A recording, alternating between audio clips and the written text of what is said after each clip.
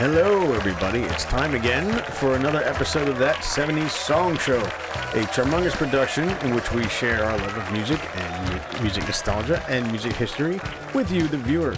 If you're new, thank you for joining us. I hope you check out some of our previous episodes because I think they're a lot of fun. And if you are not new and you've been sticking with us, thank you so much. We really appreciate you being here.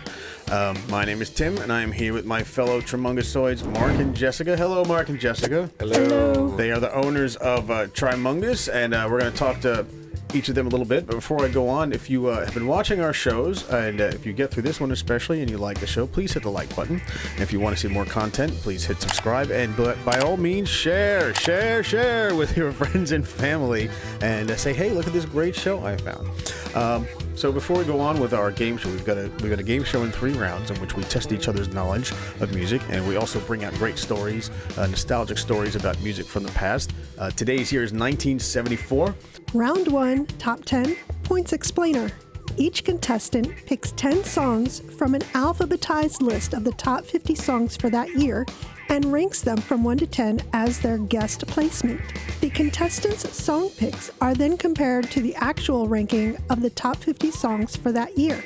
The relative placement of each song is determined based on its ranking in the top 50 songs for that year. If the guest placement of the song is the same as its relative placement, then the contestant gets 1 point and half a point if it's off by 1. Any song picked that also ranked in the top 10 of the top 50 songs for that year earns a bonus point.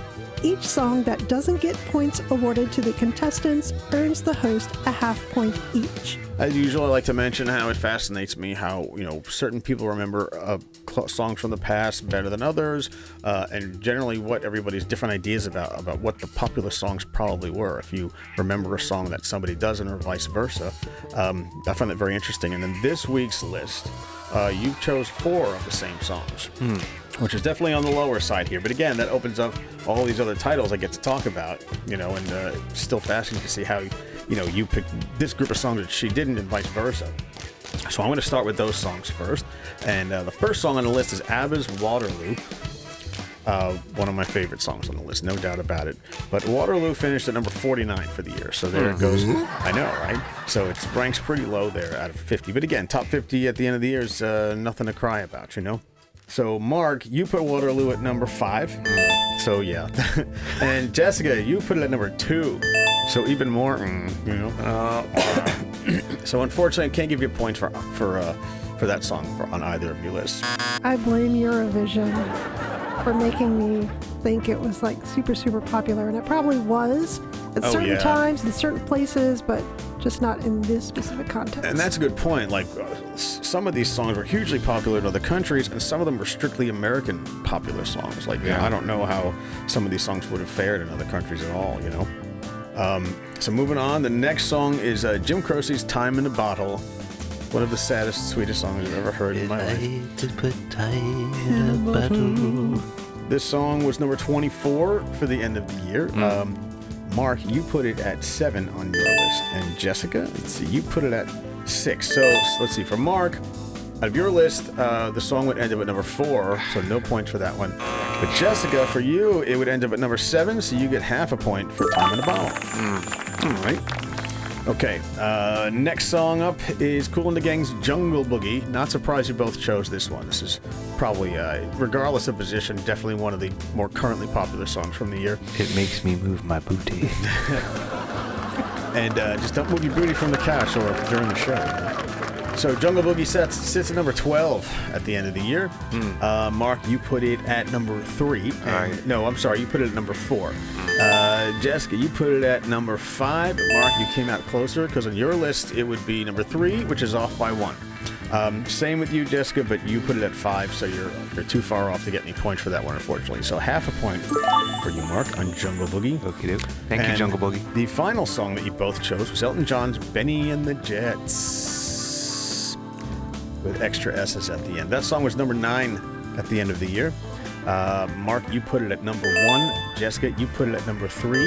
And on both of your lists, it's number 2. So you each get half a point. We're going in different directions there, but still, good job. All right. All right. I'll take it.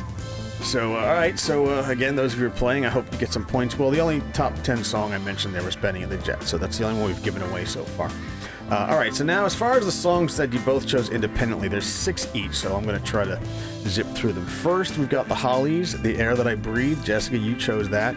You put it at number 7, but it was the number 50 song of the year, which means that it's at the bottom of the 10 songs you chose, so no points for that song. Up next, one of my other favorites is Paper Lace, The Night Chicago Died. Na, na, na, na, na, na, na, na, na, na, na. You put that at number 6. It was Billboard's song number 47, and on your list, it would be at number 9, so no points for Paper Lace. Fail horn here. Next, we've got another song to be remade in the future, which is a Brownville Station, Smoking in the Boys' Room, remade by Motley Crue in the 80s somewhere. We'll get that in our 80s show.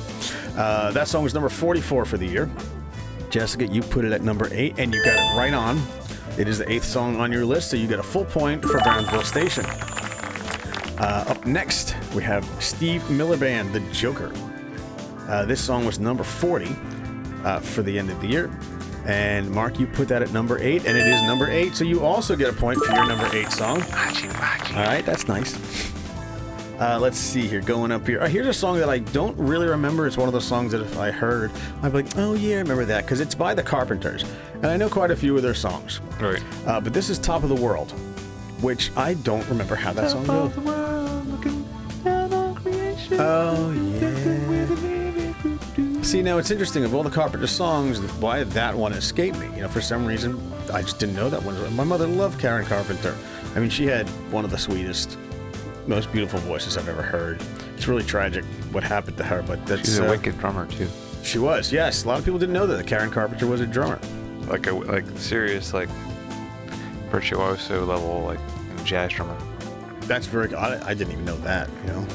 There's some video out there of her playing. It's really incredible. Oh, very cool. So yeah, she wasn't just a singer then. So you put the Carpenters at number 9, but on your list it finishes at number 7. So no points for the Carpenters for you. Jessica chose another one of my favorite songs, Paul McCartney and Wings, Band on the Run. I love this song. This song sits at number 22 on the top 50 for 1974. Jessica, you put it at number 10. But according to your list of songs, it would be number 6. So no point for that one. Next, we have a song that, Mark, I'm surprised you picked. I'm kind of like tickled that you picked this song. This is Olivia Newton-John's If You Love Me, Let Me Know. Mostly because of that guy whose name, Thurman Thurgill, something with a really deep voice. If you love me, let me know. If you don't. I mean, I couldn't even do it, but he had such a deep voice, and he was in a lot of songs back then. But this is back when Olivia Newton-John was more country pop. Yeah. And people didn't know that, one of her early hits. So that song was number 32 at the end of the year. You put it at number 3, but it appears on your list at number 6. So no points for that one. All right. Now we've got another one by a group who everybody mistakenly calls a one-hit wonder, and that group is Blue Suede. The song is Hooked on a Feeling. But that's because people don't remember they also had a remake called Never My Love, which made the top 10. So, you know, they just call them a one-hit wonder, which really isn't fair. But Hooked on a Feeling, Ooga Chaka. If you're back there in the 70s, you remember that. That song was number 20 for the end of the year. And Jessica, you put it at number 1. But as you could probably tell, it's not close. It finishes, let's see, at number 5 on your list. So no points for Blue Suede. Swede, actually. I'm sorry. It's actually Blue Swede. Swede. I'm pronouncing it wrong. Swede. Swede. And I got a lot of songs here that I really like. John Denver's Annie's song. That's the one that says, You Fill Up My Senses. So that song rested at number 25 for the year. Mark, you put it at number 2, and it's a shame you did not switch your 2nd and 4th position songs, because that was Jungle Boogie, because Annie's song was number 4 out of the songs you picked on your list. Wow. Definitely one of the most beautiful songs I've ever heard. And now we have, let's see, over back to Jessica's list, you've got David Essex, Rock On, another song that was remade in the late 80s, I believe, by Michael Damian. And it was terrible. The remake, I was like, listening to the remake, I'm sorry, but it was like, why? Why did you do this? It was just fine. So David Essex, his song was at number 17 for the end of the year. Jessica, you put it at 9, but in your rearranged list, it's actually number 4. So once again, no point, and I've got 2 songs left. Mark, Your final song was Terry Jacks' Seasons in the Sun. Okay, I remember that song very, very well. So this song actually sits at number 2 on the chart for the end of the year, but you put it at number 10. Oh. So I know, way off there. So no points for that song. And the last song we have on Jessica's list, you've got Grand Funk Railroad. They've come up in a lot of trivia questions lately. The Locomotion, which sits at number 6 on Billboard's Top 50. You put it at number 4, but it is actually at the top of your list. Of all the songs you picked, Locomotion was the most successful. So the points as it stands right now, you've each got 1 full point for getting correct position, and you've each got 2 half points, if I'm correct. Yes. So 2 full points. Now, bonus points for every song that you correctly identified as a top 10 song. You both picked Benny and the Jets, so you each get 1 point for that, but you only picked one other song that made the top 10. Mark, for you, that was Seasons in the Sun. Jessica, that was The Locomotion, so you each get 2 points for identifying that, and that's all the points for this round, unfortunately, so your total is a whopping 4 points each. Okay. Also, I don't know if I mentioned this earlier, for every song that you didn't get a point for, I get a half a point, and since, did I add this right? Yeah, so you each didn't get points for 7 of your songs. Oh, yeah. So I got 3.5 from each of you, and for the first time, I'm in the lead. That doesn't happen. I have a total of 7 points versus your 4 each. Easy over there. Easy. I know, seriously. Woohoo! 7 points. I haven't even heard what the prize is yet. So if you're playing at home, we gave away some of the top 10, but I'm going to read the entire top 10 for you, and we'll see how you did with the songs you chose. All right, so like I said, you only chose 2 songs each, and one of them was the same song. There are 7 songs on the list that you did not pick, so let's get to that. Number 10 was Mac Davis's One Hell of a Woman.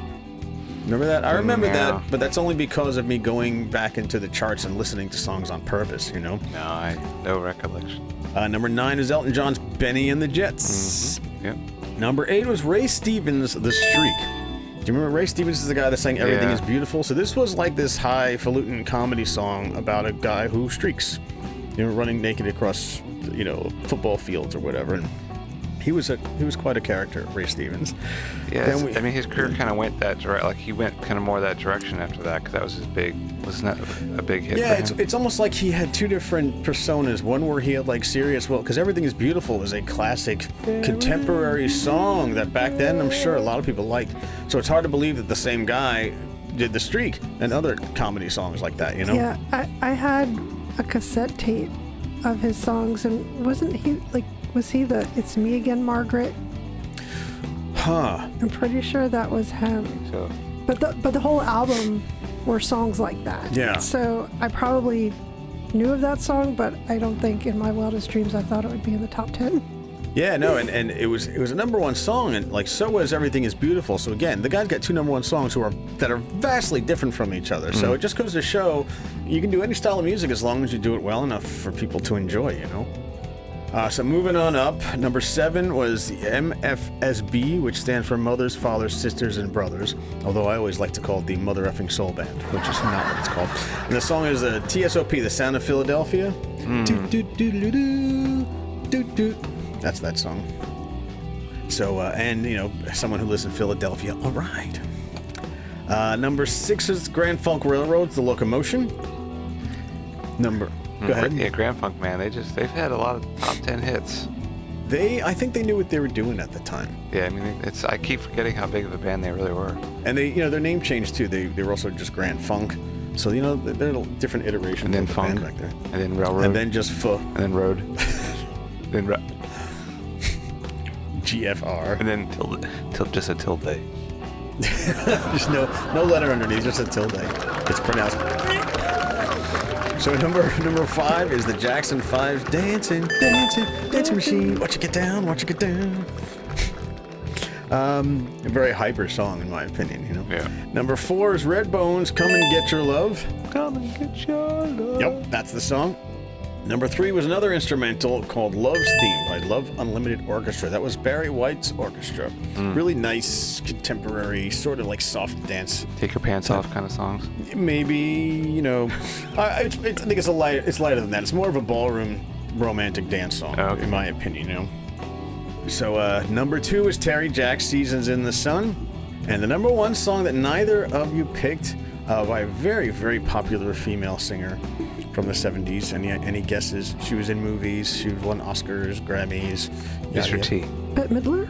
No, close. Barbra Streisand. I was going to say Barbra Streisand next, yeah. Any idea what the song might be? What's one of her biggest, most drippiest songs? No offense, Barbra Streisand fans. Touch me in the morning. That's Diana Ross. That's last year. Well, that's making me moist. Okay. In fact, it was the title of a movie that she was in back then too. Romancing the Bone. Valentine? No, it was more of a serious film. What did you say? Romancing the Bone. It was a romantic ballad. I think Ryan O'Neal was in the movie. No, that was What's Up, Doc. I mean, I know I'll know it once you say it, but... All right, any guesses, Mort? No. The Way We Were. Yeah. That was the number one song of 1974, according to Billboard. So, for the viewers, I hope you scored well. Let us know how you did if you're interested. And we've got some more challenges going on. So that's my birthday song, really? No, it depends on the week that you were born. We'd have to look that up probably. All right. It's your birth year song. Okay. It's not necessarily your birthday song. So, all right. Well, the scores as they stand right now, I've got 7 points. I'm in the lead, and you both have 4, so you've got to catch up with me because, like I said, the prize is something worth playing for. The prize that I don't know about yet is something worth playing for. All right, in our next round is a music trivia where we test each other's knowledge of music from the 70s, music and events from 1974 in particular. The points work as such for every question that we get right, we get 1 point, and if one of us gets it wrong, the person asking the question gets a half a point. We'll do that for 2 rounds, 3 questions from myself, 3 questions from Jessica, and then we'll move on to a bonus round in which Mark will get to ask his question. Which we call the equalizer. In some cases, yeah. First question. According to the opening lyrics of Bachman-Turner Overdrive's 1974 hit "Taking Care of Business," which train do you catch to get into the city? Here are your choices. A, 8 o'clock, B, 8:30, C, 7:30, or D, 8:15. All right, take a second to think about that, and we're ready for your answers. Jessica says C, Mark says D. The correct answer is D, 8:15. So that's a point for Mark, and a half a point for me. I think that's a wrong answer, but... Let me check. No. What? It's probably correct in the song, but in general, it's probably not always the best train. It doesn't seem like, yeah. Well, these days, our train would be like 8:13 and 25 seconds or something, you know. In 1974, Paul McCartney and Wings had success with the single Band on the Run. What was the name of the sailor mentioned in the song's lyrics? A is Jack, B is Sam, C is Dan, and D is Tom. Reveal your answers. Jessica says D, Mark says B, and Mark is right again. The correct answer is Sam, the sailor Sam, the jailer man and Sailor Sam. Okay, yeah. So that's another full point for Mark, and a half a point for me. All right, so one more question for me. In 1974, Maria Muldaur crooned "Midnight at the Oasis, Send Your Blank to Bed." I don't know if this will be easy or not, but the choices are A, Daydreams, B, Camel, C, Problems, D, Baby. What is the answer, please? Jessica says A, Mark says C. You're both wrong. The correct answer is Camel. Send your camel to bed. It makes sense based on the title, but the Oasis. I liked it was more poetic. Daydreams, sending them to bed. I like that. So. True. I gotcha. Without any other, Yeah, knowledge. Camel's pretty literal, when it comes to the theme of the song, Yeah. So it sounds like a trick question almost. Midnight. All right, so that means I would get a point, which means I get a full point. And at this point, for the first time, I'm killing it in this game. And here's where I lose it all. Jessica's questions. Every time it's Jessica's turn, I tank terribly. So, because it's just a testament to how good the questions are, I guess, So for my segment, we are discussing 1974. The cost of a gallon of gas was 42 cents. Oof, inflation. Richard Nixon became the first U.S. president forced to resign after the Watergate scandal. And the estimate of the world's population reached 4 billion. That's it? Which is now in 2023 like more than 8 billion. Oh my gosh. So within our lifetimes, it's doubled. That's crazy. That's only been, yeah, 100 years, Thought that was an interesting little tidbit. Yeah. That blows my mind because, the Earth is so old, and the fact that we boomed up just in like 50-year period that's crazy. Wow. So go ahead. All right, ready for questions? Yeah. This artist begins a 40-date concert tour at Chicago Stadium in 1974. It's their first tour since 1966. A. Neil Young. B. Billy Joel. C. Bob Dylan. Or D. John Denver. What are your answers? C. You are both correct. Yeah. All right, question 2. This English progressive rock band that was formed in 1968 sold out the first 2 nights at Madison Square Garden without any advertising for the show. Okay. Was it A, Yes, B, Rush, C, Led Zeppelin, or D, The Who? All right, ready? I went with C again. I went with A. Yes. The answer is A. Yes. All right. Killing it today. Question number 3. This American rock band, formed in 1973, plays their first show on the Sunset Strip in Hollywood at Gazzarri's. A. Quiet Riot. B. Kansas. C. Van Halen. Or D. Heart. Probably going to get this one wrong. Okay. Mark says D. I considered that, but I'm going Tim with says this. B. The answer is C. Oh. Van Halen. Oh, okay. I think they were around back then. So that means you get a full point because we both got it wrong. And as it stands, the score is I got 11 points.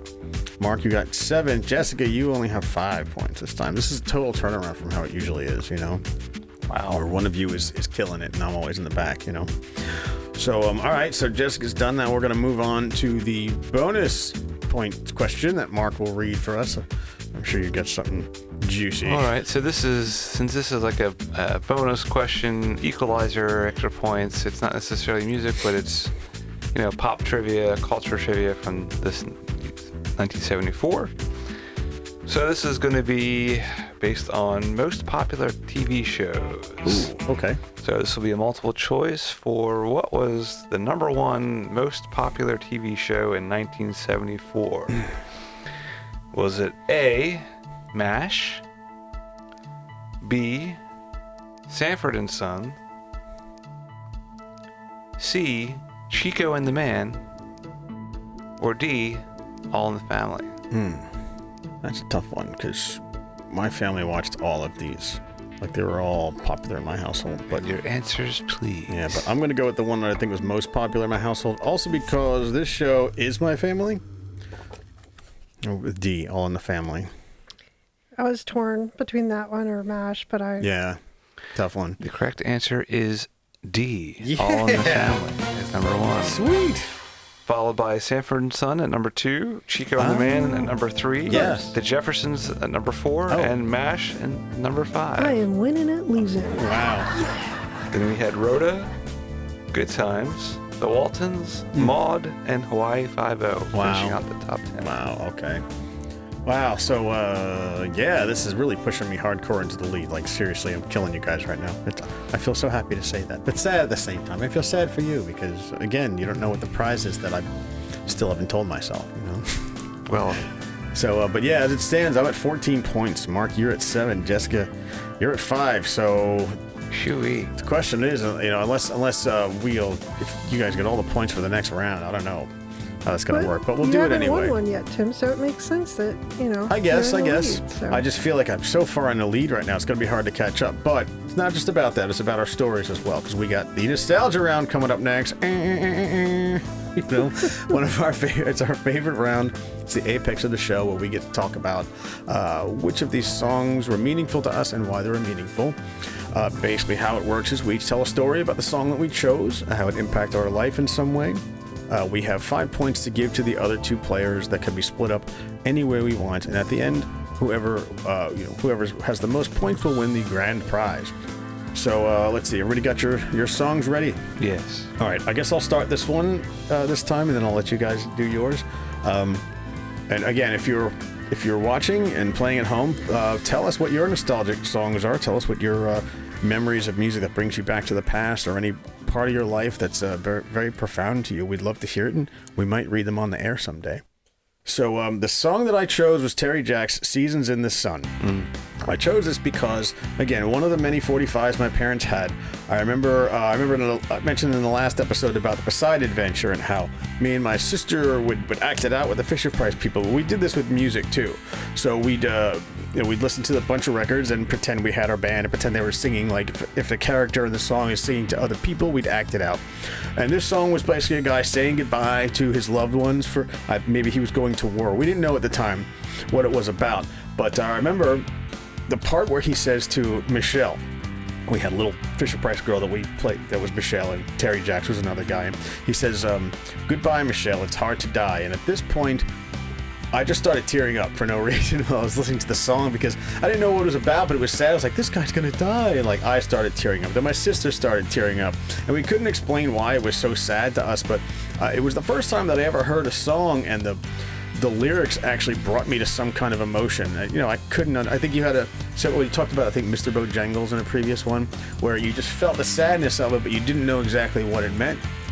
And we're just like, it sounded like, again, because we didn't get about, it was 74. We didn't really understand much about Vietnam, so we didn't get the idea that this guy was leaving and there's a chance he might not be coming back.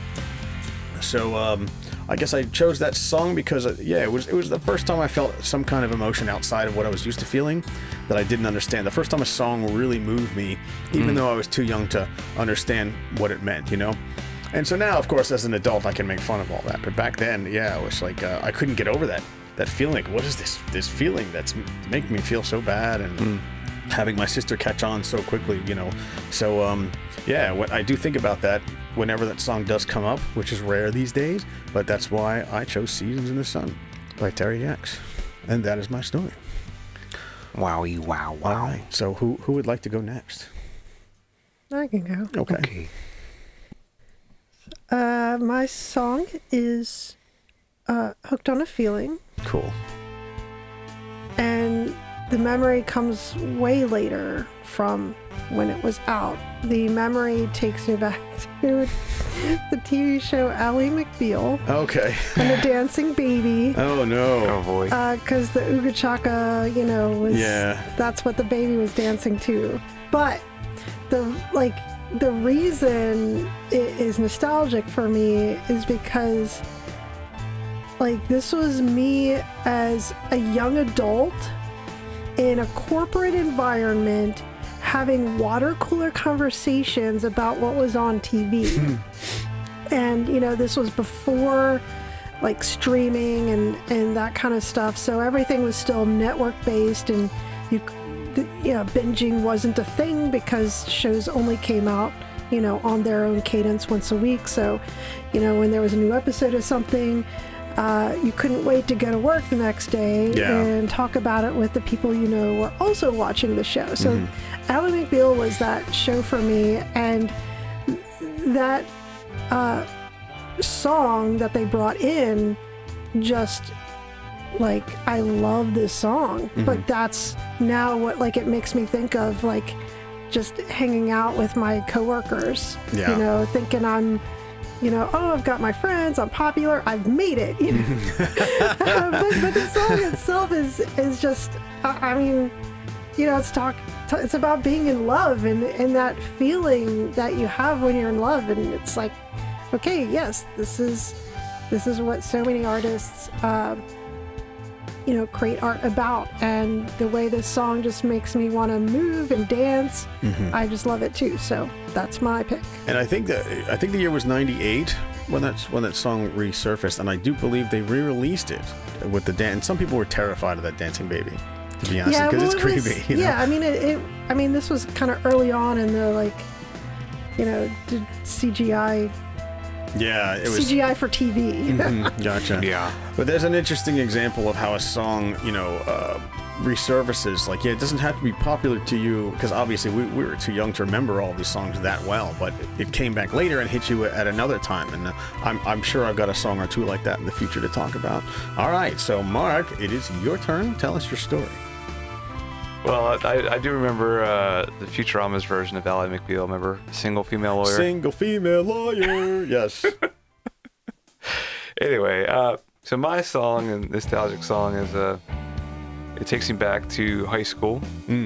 But the parties that I went to that were held at my neighborhood friends, they were all just a couple years or so older than I was, so they were out of high school, living and sharing a house together, and I was still in high school, but getting to go to their parties, and so this was one of those party songs, and this is where I really first got into this band. Steve Miller's The Joker. It's just one of these bunch of young dummies drinking cheap beer, doing stupid things like diving downstairs and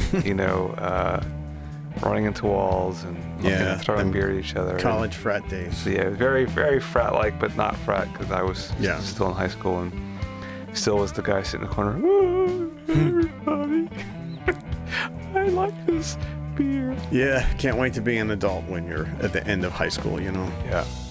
So, and that's where where I first got into Steve Miller and some of their tunes, and so The Joker is just one of those like time warp songs. Takes me back to those house parties and having to sleep on the floor, smelling like beer. So it's reminiscent of those wild youthful days. Yeah, that 16, 17, yep.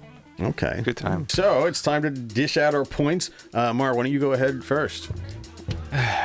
Well, I think it's a giveaway, but I'm gonna give you 3 points, Tim. Oh, thank you. For your story, 2 to Jess. Again, the story that has the tugs at the heartstrings. Tim playing with his Fisher Price toys, getting all teary-eyed with his sister. Cool stuff. So that's for my points. 3 to you. All right. 2 to Jess. All right. Jessica, go ahead. Yeah, I'll also give you the majority of the points, Tim, with 3, and 2 to Mark for underage drinking. Thank you. Awesome. So, all right. I mean, I think both of your stories kind of hit me equally, because they both bring you back to a time in your life that you have fond memories of, Mark. Those party days, and I know, you suffer the consequences of those party days as well, but the Joker doesn't do that, apparently. The Joker reminds you of the part that was fun. And Jess, for you, hooked on a feeling, the whole Ally McBeal age, like you said, the point where you felt like you've arrived. You're like, here I am, I'm finally here. I find that equally compelling. So I split my points between the two of you. I'm gonna give you each 2.5 points. All right, so that means... Well, we already know who won. Yeah, but I'll tell you the scores anyway. Jess, you finished at 9.5. Mark, you got 11.5, and I got 20 points. That's not the record, because you got 22 in one episode, Jessica. But I got 20 points, which means the prize for me... Hang on, let's see what it is. I know what it is. The prize, and I decided this before the show, the prize is I get to cuddle a fuzzy kitty cat. Your choice. That's just awesome. Winner's choice. I get to choose the Multiple cat. to choose from. It doesn't have to be a real cat, but the point is it's cuddling a kitty cat. So Just be a ball of hair from my comb. we can call that a cat. You just have to meow while I'm petting it. Okay. So, all right. So, once again, if you've been watching and if you enjoyed the show, if you want to share some nostalgia with us, please tell us your story. We'd love to read it. Perhaps we will start reading some of your stories on the air. And we've talked about a lot of great music today. If you're a Gen Xer like us, maybe you'll have some fond memories. If you're a younger person, you might pick up on some of these songs you've never heard before and go seek them out, as Mark will explain how you can do that right now. So if you check in the description of the video, there will be a link to either an Apple Music or Spotify playlist, which is a playlist of the songs that we've curated for this episode for 1974, our favorite songs. So maybe you'll find a familiar old song or something, a new favorite. Go check it out. You can listen and again, come back, give us your comments, feedback, tell us what songs stood out to you. We'd like to hear from you, and until next time. All right, a couple of things before we go. If you like my shirt, if you can't see it, it says Weirder Johns and the Stranger Things font. Weirder Johns is a parody music video that we made about Stranger Things. So if you like parody music videos, you can go on our channel, check them out. We've got 3 videos for you to look at. Also, the shirt is for sale, so you can go to our website and buy one for yourself. And I got to say, I've had this shirt for 6 years now, and it's still in great condition. I wear it once a week. The lettering hasn't come off. It hasn't faded. You know, I barely have this, like, usually you get some kind of armpit holes or something, and it's just like, no, it's in great shape. So it's totally worth the money if you want to get it. Also, just the disclaimer, that video was made before we had a better sense of what we were doing. No, that's true. So, you know. But it was also made to look like by people who didn't know what they were doing. No, but we had a lot of fun, and we hope you enjoy. And they're original songs too. We're not actually copying anybody. We wrote these songs. So, also, if you're a reader and like sci-fi books, I've got a less than 400-page book on Kindle Amazon called Evergreen: Choose Happiness. It's only $5 on an ebook. If you're interested, don't buy it unless you want to read it. I wouldn't want you to waste your money. And as we've said before, it's all about telling the story. I'd much rather you read the story because we're storytellers. We love telling stories. We love hearing stories. So if you think you're into that, go check it out. If you enjoyed our show, please hit the like button. If you want to see more of this show and perhaps other what's the word I'm looking for? Content that we'll have in the future, hit the subscribe button. Please share with your family and friends if you enjoyed it. Leave comments. Tell us what you like, what you didn't like. Be nice because we're sensitive. And on that note... He's not wrong. No, he's not. Not at all. I will find you. After you have a crying spell. That's true. Crying comes first. So you can't get stronger if you don't cry first. So on behalf of Mark and Jessica, I am Tim for Trimungus. Thank you for being here, folks. Thank you for joining us. If you're new or if you've been around, thank you so much. We hope to see you next time for 1975. And on that note, Trimungus out. Later. Peace, people. Thank you. Dun, dun, dun, dun, dun, dun, dun, dun, dun, dun, dun, dun, dun, dun, dun, dun.